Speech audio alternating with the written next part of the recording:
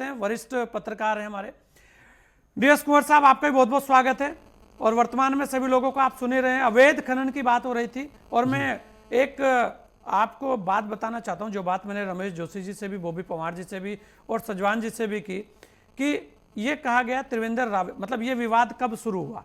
Main बात तो यह है कि आखिर ये हुआ क्यों और आखिर क्यों ये बहस हो रही है और आखिर क्यों आज इतना ज़्यादा उत्तराखंड गर्म है खनन को लेकर। खासकर ऐसा हुआ कि कल त्रिवेंद्र रावत जी ने एक बयान दिया, सदन के अंदर बोला कि सरकार और प्रशासन के स्पष्ट आदेशों के बाद भी अवैध खनन हो जाता है जो पर्यावरण के लिए नुकसानदेह और रात में डंपर चलते हैं जो जान के लिए हानिकारक हैं।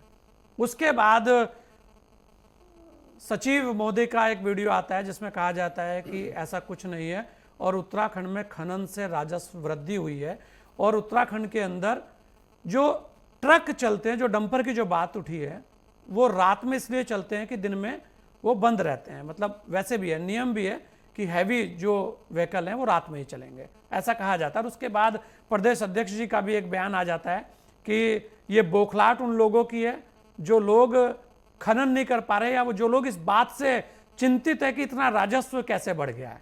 मतलब खनन से राजस्व बढ़ा है, इसमें कोई दो राय नहीं है। आंकड़े आए हैं, आंकड़े दिए हैं सरकार ने कि राजस्व बढ़ा है, लेकिन यहाँ खनन रोकने की बात नहीं है ना। यहाँ पर खनन रोकने को किसी ने कहा, तीनों लोग हमारे बीच में बैठे हैं, सबने कहा खनन तो होगा ही और वास्तव में खनन को कोई नहीं रोक सकता। यहाँ केवल इतनी सी बात थी कि अवैध खनन कैसे रुके और रात में जो डंपर चलते हैं, जो वास्तव में डंपरों से एक्सीडेंट हो जाते हैं, ऐसे जो अवैध डंपर हैं, ऐसी चीजें, बात उसकी हो रही थी। आप कैसे देखते हैं, आपको क्या लगता है जी? मुझे ये लगता है कि माइनिंग के नाम पे इलीगल माइनिंग जो है, अवैध खनन जो है, माइनिंग के नाम पे अवैध खनन जो है, ये होता आ रहा है, पहले से आता आ रहा है, चाहे कोई भी गवर्नमेंट हो, कांग्रेस या बीजेपी, ये कोई नहीं। लेकिन अगर बीजेपी, रूलिंग पार्टी का बीजेपी अगर ये एलिगेशन लगाता है प्रेजेंट इस्टेब्लिशमेंट पे, यहाँ के जो है गवर्नमेंट पे लगाता है, वो भी बीजेपी का है, और पार्लियामेंट में जो उन्होंने स्टेटमेंट जो दिया, ये बहुत ही सिग्निफिकेंट, बहुत ही इंपॉर्टेंट है। अब इसके पीछे क्या मोटिव है, क्या है उन्होंने, ये तो मैं नहीं कह सकता हूँ एज ए जर्नलिस्ट, लेकिन ये फैक्ट है कि ये कांग्रेस के टाइम में भी खूब हुआ और इस समय भी हो रहा है। लेकिन ये मेजरमेंट करना कि ये अवैध है या वैध है, ये कैसे आप असर्टेन कर सकते हैं? उसमें कोई हमने इस पर काफ़ी लिखा, मैं टाइम्स ऑफ इंडिया में करीब 35 साल रहा, हमने बहुत लिखा इस पर। लेकिन सवाल यह कि उसके लिए कोई मेजरमेंट है कि भाई इतना, इससे आप गहरा नहीं कर सकते हैं। लेकिन रात को ही होता है, नॉर्मली जो क्वेरिंग होती है वो रात को होती है। अब रात को क्वेरिंग हो तो कौन जाके स्पॉट पे देखता है कि कितना गहरा किया? कोई नहीं देखता है। ऊपर से वहाँ एंटी सोशल एलिमेंट्स भी होते हैं जो क्वेरिंग के जो अथॉरिटीज है उनके साथ में मारपीट भी करते थे। रात दिन घटनाएं होती रहती है पूरी। और पहाड़ में तो पूरा आपके बद्रीनाथ से लेकर के, और मैं देख रहा हूँ सब जगह पूरा खूब दबा के खनन हो रहा है, श्रीनगर से लेकर ऊपर तक, ऋषिकेश, सब जगह खूब दबा के हो रहा है और पहाड़ खाली हो रहे हैं, इसमें तो कोई दरार नहीं। लेकिन त्रिवेंद्र रावत जी ने अगर ये मामला उठाया, ये भी फैक्ट है कि गाड़ियों पे ऐसा नहीं है इलीगल, हम नहीं कह सकते ये बिल्कुल इलीगल है, क्योंकि अगर कंस्ट्रक्शन वर्क अगर मेरा हो रहा है तो मुझे मालूम है कि मैं आ रहा है तो ये लीगल तरीके से आ रहा है। हम टैक्स देते हैं, उसमें गवर्नमेंट के सेल टैक्स देना पड़ता है, कॉमर्शियल टैक्स देना पड़ता है, सब जगह जैसे देना पड़ता है।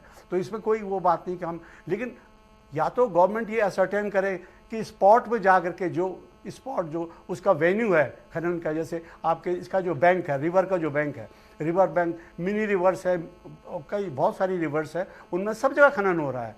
वहाँ पे जाकर के कोई ऐसा अथॉरिटीज़ को या कोई इस टाइप के टीम रख दिया जाए जो कि असर्टेन करे कि बस भाई हो गया, इतना है, अब इससे नीचे आप का अगर खनन करेंगे तो ये इलीगल हो जाएगा। ऐसा तो होता है नहीं, स्पॉट पे कोई जाता नहीं है, तो खूब इलीगल भी, लीगल के नाम पे जो है इलीगल खनन दबा के हो रहा है, इसमें तो कोई दो राय नहीं है।